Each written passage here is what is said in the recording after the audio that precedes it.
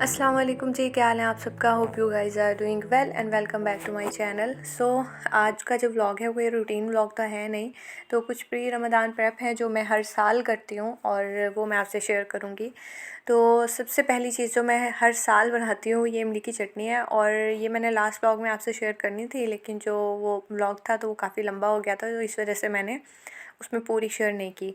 तो बस जो लास्ट व्लॉग में हमने शेयर किया था कि वो इमली का पल्प अलग किया था पानी समेत, तो वो मैंने एक पैन में शिफ्ट कर दिया और उसको जो है ना मैं पका लूँगी जब तक ये थिक ना हो जाए। अच्छा, इसमें कुछ मैंने स्पाइसेस ऐड किए थे, जैसे कि लाल मिर्च का पाउडर, थोड़ा सा नमक, और साथ मैंने अदरक का पाउडर ऐड किया था।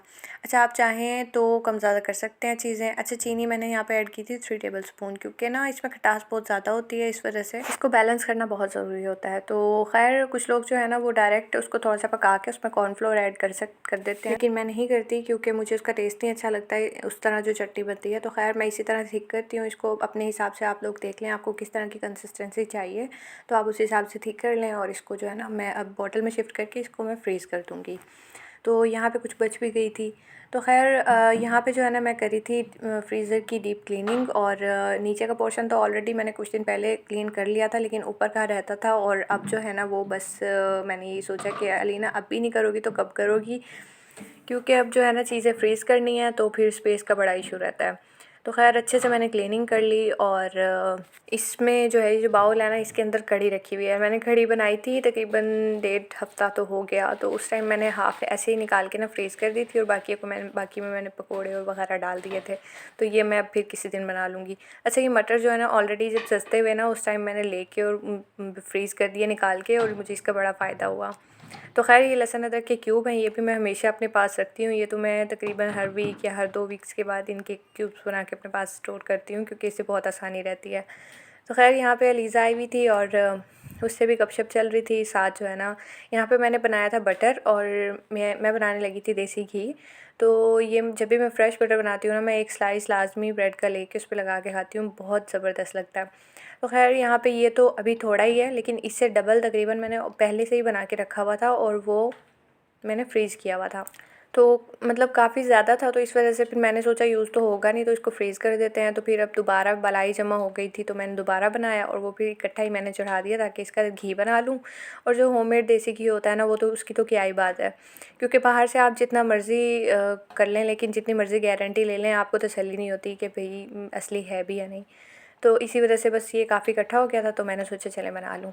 अच्छा, यहाँ पे घी अच्छे से सेपरेट हो गया था, और इसके बाद जो है ना ये जो नीचे इसका बच जाता है ना कुछ अमेज़ा सा, तो इसको आप ज़ाया ना करें। इसके अंदर आप आटा और चीनी डाल के ना आप हलवा बना सकते हैं, इतना ज़बरदस्त बनता है। मैं शादी से पहले ना मम्मा जब भी घी बनाती थी ना, तो फिर मम्मा हलवा बनाती थी तो मेरे लिए ज़रूर रखती थी कि अलीना को बहुत पसंद है। तो खैर अब भी मैं इसी तरह करती हूँ कि जब भी इस तरह होता बनाती हूँ ना देसी घी, तो हलवा ज़रूर बनाती हूँ। तो खैर यहाँ पे जब मैंने लास्ट व्लॉग में आपसे शेयर किया था कि ग्रॉसरी आई थी, तो नेक्स्ट डे मैंने सब्ज़ियाँ वगैरह भी बेसिक मंगवा ली थी। तो ये जो मिर्चें थी इनको मैंने इनके जो डंठल है ना वो तोड़ के, और वो इनको मैं आधी को मैं ग्राइंड कर लूँगी, पेस्ट बनाऊँगी, और हाफ़ जो है ना उनको मैं as it is tissue paper में लपेट के और उनको मैं नीचे ही रख दूँगी फ्रिज में। तो खैर यहाँ पे लेमन लेके आई थी, तो लेमन का ये मैंने ट्रिक देखा था, देख के काम करता है कि नहीं, कि लेमन को जो है ना आप इसके ऊपर कुकिंग ऑयल लगा के और इसको आप एज़ इट इज़ फ्रिज में रख सकते हैं, तो ये ख़राब नहीं होते, कहीं नहीं जाते। तो देखें अगर कुछ दिन देखती हूँ मैं, अगर सही रहते हैं तो ठीक है, नहीं तो फिर मैं इनका जो है ना वो जूस सेपरेट करके ना उनको फ्रीज़ कर दूँगी। तो ये धनिया था, ये भी मैंने तोड़ के इसको मैंने लपेट के टिश्यू पेपर में रख दिया था, इसको मैं फ्रीज़ कर दूँगी। खैर ये तो थोड़ा ही है, फिर दोबारा आना है, तो जस्ट आप लोगों से शेयर कर रही हूँ।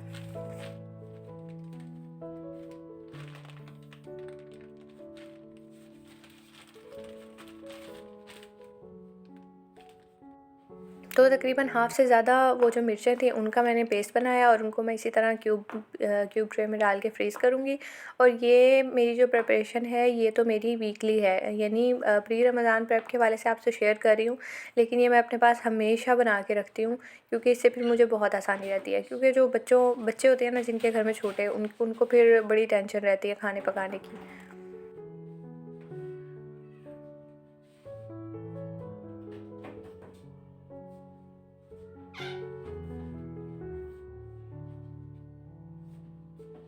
और ये जो बाकी बच गई हैं इनको मैं जो है ना बॉक्स में टिश्यू पेपर लगा के और इनको मैं एज़ इट इज़ फ्रिज में रख दूँगी, तो ये कुछ अर्सा इसी तरह चल जाएंगी। तो यहाँ पे जो है ना देखें कि अच्छे से फ्रीज़ हो गए हैं और इनको मैं अब ज़िप लॉक बैग में डाल के और इनको मैं फ्रीज़ कर दूँगी।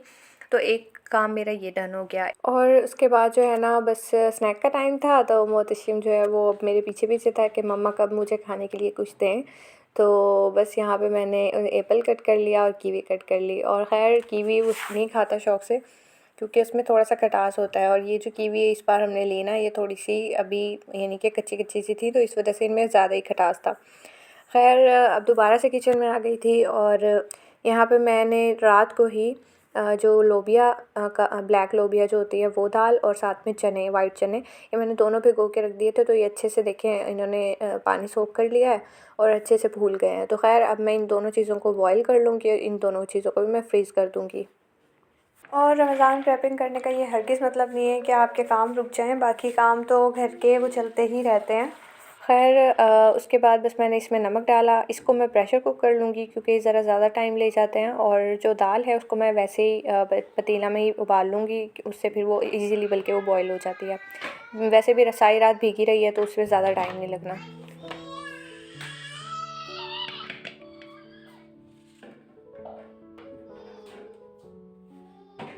ख़ैर ये चीज़ें कोई मस्ट नहीं होती, अगर आप चाहें तो आप अपनी आसानी के लिए कर सकते हैं, वरना नहीं तो रोज़े तो फिर भी अच्छे गुज़र ही जाते हैं।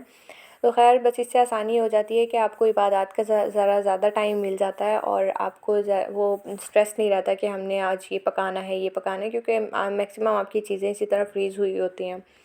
तो ख़ैर मेरा तो फिर वही मोहतशिम का मसला है, मैं पहले तो इतना नहीं करती थी, लेकिन जब से मोहतशिम हुआ ना उसके बाद से मैंने ये चीज़ें और मील प्रेप और ये सारी चीज़ें शुरू की, क्योंकि मैं बहुत ज़्यादा स्ट्रेस ले जाती थी। तो ख़ैर यहाँ पे लहसुन अदरक जो है ना वो मैंने उनके क्यूब्स बना के रखने थे, उनका पेस्ट बनाना था। तो यहाँ पे मैंने लहसुन जो है वो छील ली है, अदरक काट ली। लहसुन जितने लिए हैं उससे हाफ़ मैंने अदरक ली है और इसको मैं अच्छे से ग्राइंड करके पेस्ट बना लूँगी। तो बस उसको भी मैंने वो काम भी कर लिया। अब जी बारी आती है आलूओं की। यहाँ पे मैं बनाने लगी थी फ्राइज़ और उसके लिए जो है ना बस मैंने आलू छील लिए थे और साथ में अब मैं दोनों तरह के चिप्स के लिए यानी कि काट लूँगी। ये जो बॉक्स है ना इससे बड़ी आसानी हो जाती है। और मुझे नहीं पता था कि ये मम्मा ने जब शादी हुई मम्मा ने ये लिया हुआ था, लेकिन जब मैंने देखा तो मैं बड़ी खुश हुई कि चलो काफ़ी काफ़ी अच्छी चीज़ें मम्मा ने मुझे दी हैं।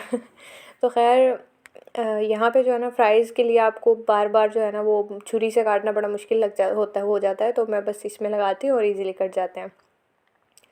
तो ख़ैर यहाँ फ़र्स्ट टाइम मैं करने लगी और मैं भूल गई कि मेरा अंगूठा रखा हुआ था बीच में और इतनी ज़ोर से वो मेरे अंगूठे पे लगा ना ढक्कन इसका, उफ़।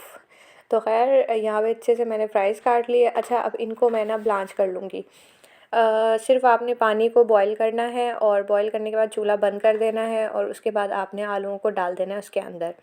तो उसके बाद जो है ना 5 से 10 मिनट बाद आप उन्हें निकालें, उन्हें कपड़े पे रख के खुश्क करें और उसके बाद उन्हें फ्रीज़ कर दें। तो मज़ेदार से हमारे फ्राइज़ रेडी हो जाएंगे। तो जब भी आपने बनाने हो आप निकालें और फ्राई करें और खाएं। तो ख़ैर यहाँ पे मैंने जो चिप्स होता है ना गोल उस तरह के भी काट लिए थे। अच्छा ये जो है ना मैं इसलिए काटे हैं क्योंकि हम अक्सर रमज़ान में जो वो बनाते हैं ना पकोड़े, गोल आलू के पकोड़े जो बनाते हैं वो उसके लिए मैंने ये काटे हैं। तो इनको भी इसी तरह मैं ब्लांच करके ना इनको भी मैं फ्रीज़ कर दूँगी।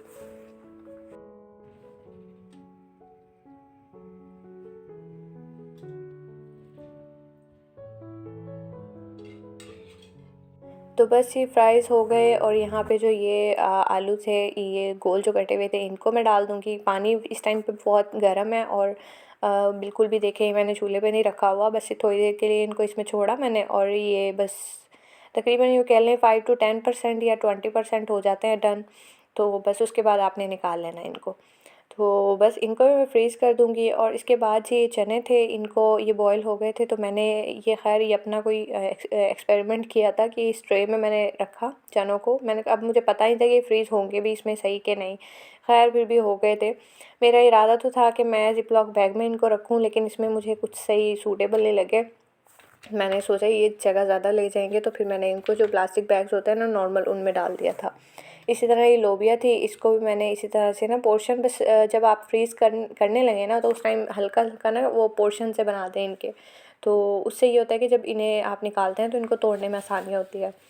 तो खैर यहाँ पे ये भी हो गई थी लोबिया भी, इसको भी मैं इसमें प्लास्टिक बैग में डाल के इसको भी फ्रीज़ कर दूँगी ऐसे ही।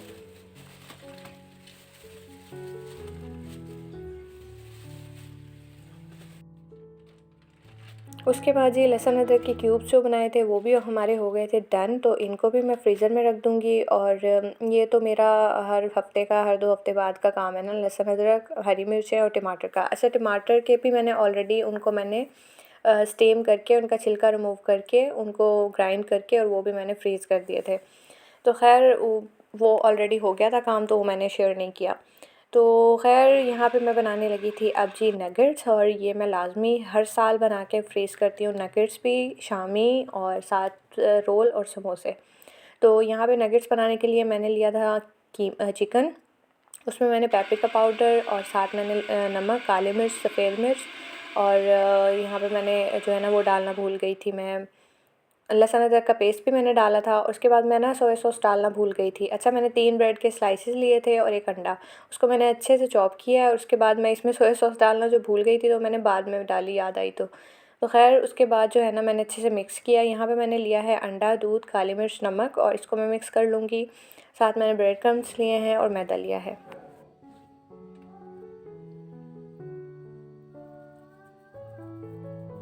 सो ऑब्वियसली अब इस टाइम पे चिकन कच्चा था, तो मैंने कुछ भी टेस्ट नहीं किया था कि कौन सी चीज़ कम या ज़्यादा है। बस वो कहता है ना, अन्य-वहाँ मैंने चीज़ें डाल दी थी। तो खैर यहाँ पे फिर मैंने पहले एक नगेट बनाया और उसके बाद मैंने उसे इस तरह से कोटिंग की और फ्राई किया और उसके बाद मैंने इसे खा के देखा, तो जो चीज़ें कम या ज़्यादा थी तो फिर मैंने उस हिसाब से और इसमें ऐड कर दी थी। तो बस उसके बाद जो है ना, मैं सीक्वेंस वाइज़ काम करने की बड़ी आदी हूँ, तो इस वजह से मैंने पहले सारे नगेट्स बना के रखे और उसके बाद फिर एक साथ ही उनको मैंने मैदा में कोट किया और फिर उसके बाद मैंने उन्हें अंडे में कोट करके फिर ब्रेड क्रम्ब में कोट करती गई। तो इस तरह से जो है ना वो सीक्वेंस वाइज़ काम करें तो ज़रा ईज़ी रहता है, वरना अगर आप एक ही हाथ से सारे काम करने में लगे रहें ना बराबर, तो हाथ भी बहुत भर जाते हैं और वेस्टेज भी बहुत होती है और टाइम भी बड़ा चला जाता है, इस तरह मैंने नोट किया है। तो बस ये सारे रेडी करने के बाद जो है ना, ये तकरीबन बने थे 17 से 18 नगेट्स। तो ख़ैर हमारे लिए एनफ़ है और अगर बीच में हम दिल किया भी तो दोबारा बना लेंगे। तो ख़ैर यहाँ पे मैंने इनको फ्रीज़ कर दिया इसी डिश में और फ्रीज़ करने के बाद मैंने इसे बॉक्स लिया और बॉक्स के अंदर मैंने बटर पेपर लगाया है और ऊपर नीचे बटर पेपर रखूँगी और इन्हें फ्रीज़ कर दूँगी ताकि एक दूसरे के साथ चिपके ना। ख़ैर ये बॉक्स मैं इस टाइम तो रख दिए थे, लेकिन फिर मुझे तसल्ली नहीं हुई, तो बाद में मैंने इसे ज़िप-लॉक बैग में करके ना और इसी तरह तह लगा के बटर पेपर की तो फिर फ्रीज़ कर दिया। तो ये था मेरा आज का व्लॉग। होप कि आपको अच्छा लगा और कुछ ना कुछ इन्फॉर्मेशन तो मिली ही होगी। सो खैर अगर वीडियो अच्छी लगे तो प्लीज़ वीडियो को लाइक करें, शेयर करें और चैनल पे न्यू है तो चैनल को सब्सक्राइब कर दें। और अगर आपने मेरा लास्ट व्लॉग जो रमज़ान ग्रॉसरी पे मैंने शूट किया था तो शेयर किया था, तो वो अगर आपने नहीं देखा है तो काइंडली वॉच दैट। और मिलूँगी मैं आपसे नेक्स्ट वीडियो में। तब तक के लिए अपना बहुत सा ख्याल रखिएगा, अपनी दुआओं में याद रखिएगा। अल्लाह हाफ़िज़।